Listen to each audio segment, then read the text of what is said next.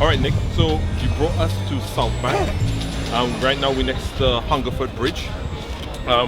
Why did you bring us here for your walk and talk? I mean, I had many places in mind, but I think the Southbank was the right place because as an artist, as a poet, much of my craft was formed by being at the Southbank. A lot of shows I've done have been at the Southbank. A lot of writers I meet are at the Southbank. Right. You know, so Like a poetic hub. it's even more, for me personally. It's more than a hub. It's kind of like it's like my oasis. You know, it's like the Right. place I go to. Like in many ways, I have to wean myself away from the Southbank. Right. If that makes sense. Yeah. You know, I mean, as you know, you're part of it. You know, Malaka's Poetry Kitchen used to meet here. Yeah. Like it was an impromptu thing, and that was important to me. That was very important when I was really at the birth of myself as a poet. You know, Yeah. even though I was writing poetry, but Yeah. writing craft. That's where I really started to grapple with how can I improve that. Yeah. You know, so And for our viewers out there, what was Malaka's Poetry Kitchen?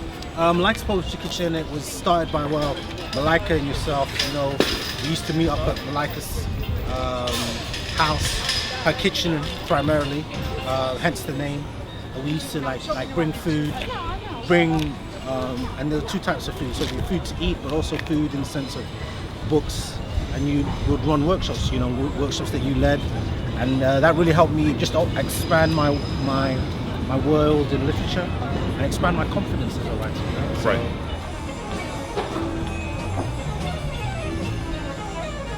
I think, you know, one of the things about meeting up with a community of writers is that you begin to actually measure yourself in each other, especially if everybody's, you know, trying to achieve something. So I remember specifically, meeting other writers in Malaka's kitchen, and at one point, everybody's like, okay, we're working towards books now. You know, we've done a lot of craft, we're working towards books. Did that experience happen for you there? To begin with, yeah, I mean, I wasn't even thinking a book to begin Right. with. To begin with, it was a creative freedom. Yeah. So just the ability to share work, share performance, because we were performing our work. Yeah. It was also just a way of figuring out the world, because I was actually figuring out myself at the time, just as a person. Yeah. So it was that, and then I think what it does is it pulls at your strings, and so what you're saying in that environment, people encourage you. So I remember like Jacob Samuel Rose would always say, "So are you going to finish that poem?" And you'd be surprised what finishing does. For sure. You know, I think a lot of times there are many poets who start poems, Yeah. but they never actually finish them, or they never edit them or revisit them. And I think that finishing actually got me to consider what next. You Yeah. know, like, because when you have a bank of poems, you can now think, well, this could be a book. Right. Or you start to actually figure out what your mind is thinking about. There's provocation of other people too sometimes. Yes, exactly. Yeah. And I mean, and the thing is, the voices were all different. Like, even though we're Malaka's Kitchen, so we collectively liked one another, we collectively went to the same kind of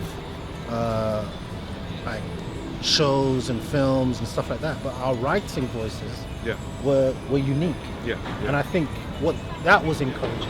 Yeah. I mean, I was raised in Peckham, Yeah. and I've lived in Camberwell for a while, but I was raised in Peckham with my mum. Yeah. We used to live on Pelican Estate, and this was kind of, so being from South London, this is like the frontier. Yeah. Like, as soon as you cross here, you're going west. Yes. Yeah. You know, so the only time I ever used to go west is that's when I was in college, and I remember I used to get the 12 and the 171. Yeah. So you'd pass around here, you know. So, but I'd walk around here when I was a kid, and I'd ride my bike up around here, and then, you know, later on as a poet, recently I was commissioned by the Southbank to write a poem for London Lines. So, you know, this kind of feels like my home. This is my home. Your artistic one. Yeah, my artistic home. Right Yeah. now, you know. Yeah. And also for me, now that I'm a dad as well, it's a really nice place to bring my family. Yes. They have also nice summer festivals, don't Yeah, they? you know, and just to hang out, you know, go, go wherever you want to go, Wagamama, go Falls, and just chill. Sometimes you just chill and relax. Yeah, for sure. And it's a welcoming way to engage a young person into the arts. Yeah. You know, and I mean, I realized I kind of navigated to arts as a child quite easily. Yes. But you know, I realized that in the day that we're in now, just with media, kids aren't always necessarily engaging with the arts. They're engaging maybe with games, but they won't necessarily engage with theatre or film or music like that. Yeah? And also too, I mean, I'm from the Caribbean. I'm very aware of how little I see water. You know what I'm saying? And, True. and how calming that could be. You know what I'm saying? But it's interesting you talk about children interfacing with the arts. That brings me on to your one-man show, My Father and Other Superheroes, which I think has a kind of link to children and Southbank. You know, like tell us about that. Actually, in many ways, one. You know, so I always wanted to write a one-man show. I didn't think I could. I was always, in my mind, I was always a poet, and the two don't meet. I didn't really see myself as a person who could write something theatrical. You know, it was actually a fear. Yeah. You know, but I remember several things sparked it off. One, you know, I'd just become a father. Two, I'd seen Lem Sesay's Something Dark, which is quite a dark piece about him realizing who his father was in his life. Right. And I remember put two and two together. What I was trying to do was I thought, how could I write the milestones of my life? Right. Like important things that I could pass on to my child. Right. That's how it initially started. So the project was called Milestones. Yeah. And then I remember actually here at the Southbank meeting with Lem when he was, because he was the artist in residence. Yeah. And I met up with him. We're just sitting on one of these benches here. We're just talking. And I was saying to him, look, I'm really thinking about putting a show together. What do you think? And what he helped me understand was what a poet is, as opposed to what actor on a stage is, and how you have to transform from poet to writer to actor, and how those transitions will affect you mentally and kind of spiritually. Wow. You know, and he was saying, look, it's not an easy process, and I took his advice. Yeah. So inside of that, I remember going to a Stacey Mikishi workshop. And I was still called Milestones. So she did this kind of crazy magic. We were doing that cameo dance, you know. Yeah. So we're doing the cameo dance, and she says, "All right, why are we doing that?" Yeah. So we're doing the cameo dance. You know, and we're doing the dance, and then she says, "All right, now," and I think it was just a way just to free your mind up. So come up with a title for your show. And I was like, title for my show. What the hell? And I remember writing at the back of a Muji notebook, My Father and Other Superheroes. Wow. What was the main hardest part for you about making that transition? Because, you know, for our viewers, they have a lot of younger writers who are trying to make that transition from performer, poet to theatre, to theatrical performer. So, as a poet, or as a poet performing your work, a lot of times what you have, I mean, some people call it tics, but I'd actually say we have our poetry persona. Right. And so it's who you think you are as you're performing the poem. I'm gonna perform the poem like this. Yeah, that's a big thing. Yeah. Now that poetry persona, a lot of times it actually works counter to what you've written, and also counter to who you are. Then why would somebody perform like that? I think it's or almost, more specifically, if you would, you know, why would you perform it like that? Yeah, I mean, I'll use me. I'll say I think it's a protective mechanism. So you think you hear a lot of times. I was hearing a TV personality the other day talking about themselves on TV, and it says you can hide behind your persona. Yeah. That persona is almost invincible. So when you create that persona, you feel invincible. Yeah. But that invincibility also invincible also means impenetrable. Yes. Yeah, and when you're on theatre, one of the important things about theatre is that you actually have to connect. Yes. You have to connect A with the audience, but B with yourself. Right. Right? Yes. So the hardest thing is letting go of that invincibility, because you think it's helping you. Right. And actually engaging with the vulnerability. Yeah, okay. Yeah? Okay. So there's that. Then there's, because you can write the work. The writing happens in a different space. Yes. You know, if it's good work, it's good work. But then you've got to let go of that poetry persona that you've put on all the time, and that took a while. And then once you're there, it's now then acting, and acting is another thing because you've got to be careful with acting. You can also create a kind of larger than life character. Yeah. What you're actually trying to do is actually create, like you said, a space for transformation. So a space where I started here with a feeling of sadness, but I moved here to a feeling of euphoria. How did that happen? What events are occurring inside of me or in the world that I move from that emotion to this emotion through this text? You know, and I think that was what Benji did with me as my director, Benji Reed. Yes. And also when I was talking to Lem, that's what he was saying, that the difficulty is letting go of that. Right. But once you learn how to let go of these unnecessary skills, as he put it, these unnecessary skills, then you can make a difference in your work. I like that. How did you shed your unnecessary skills? I actually realized why I wear my mask. Right. So you have to kind of go into yourself. And then you break yourself down. It was kind of like a personal development. Yeah. You know, so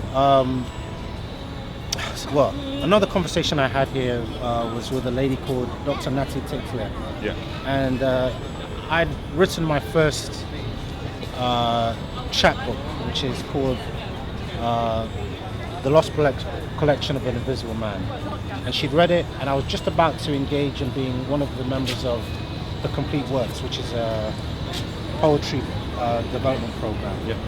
And she said to me, you know, Nick, you talk like a person in exile. And up to that time, I was just a young boy, originally from Uganda, who was raised in Peckham. I'm just a tickable boy, you know. So I didn't know what she was talking about. But then when I read my work and I looked at the work, everything inside of there was saying, I miss Uganda. Yes. Each poem, I remember, you know, showing my work to people and they said, you know, you should talk more about Uganda. Up until that time, I wasn't. And I think what I was clinging onto was my connection to London. Yes. So this kind of urban connectivity. Yeah. You know, and I think what I had to let go of was actually there was a longing and a missing for my home country. Right. So being aware that I didn't need to put on that kind of cloak of I need to belong here and actually be vulnerable to I miss home. Yes. That was how I started to unrobe myself. So you didn't write what you thought that people wanted, but you began to write what you thought was necessary for yourself. Yeah, and come simply at it, you know. So I think, you know, a lot of times to fill my inadequacy of feeling like alone, because this is not a place I can say I lived here my whole life. Yes, it's a place I've moved in and out of. Yeah. You know, I've lived here for a while. I've lived in Kenya for a while. I've lived in Uganda. I've lived in Saudi Arabia. So I always felt displaced. Yes. You know, but I would never outwardly share that with the world. Yeah. You know, so yeah, definitely. I think it was helpful for me. It was actually a helpful process because it got me to unmask that for myself and face myself as a writer. Yeah.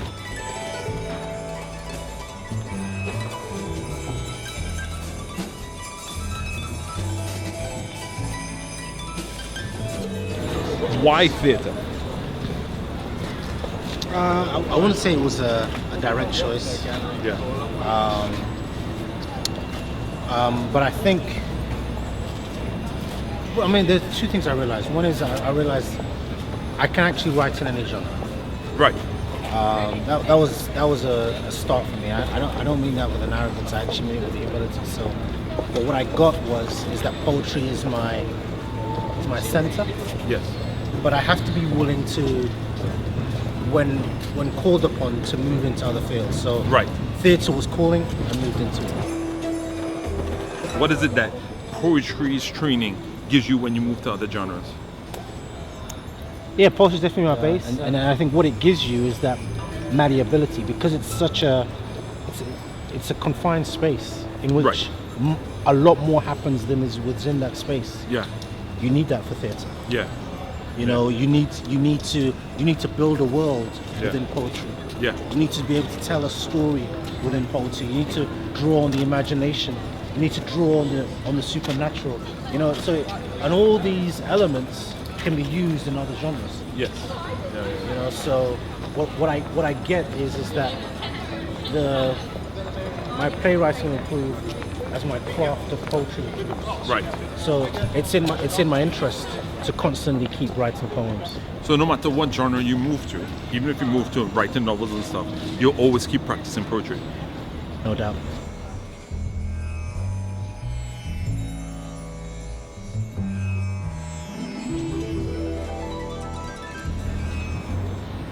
Through one of our conversations, I realized that you are coming to the end of your manuscript. What has that journey been like, and what is now going to happen? It's probably been one of my most enjoyable experiences because I've got to really investigate who I am as an African writer, as a Ugandan. I'm writing a collection called The Second Republic, which looks at why I had to leave Uganda because of the Idi Amin regime, and because I was there while I was young, a lot of the work is part factual but part memory, part almost fiction. Yeah, with a facade of truth. With a facade of truth, and so I've had to. It's almost like invent a world, right? You know, and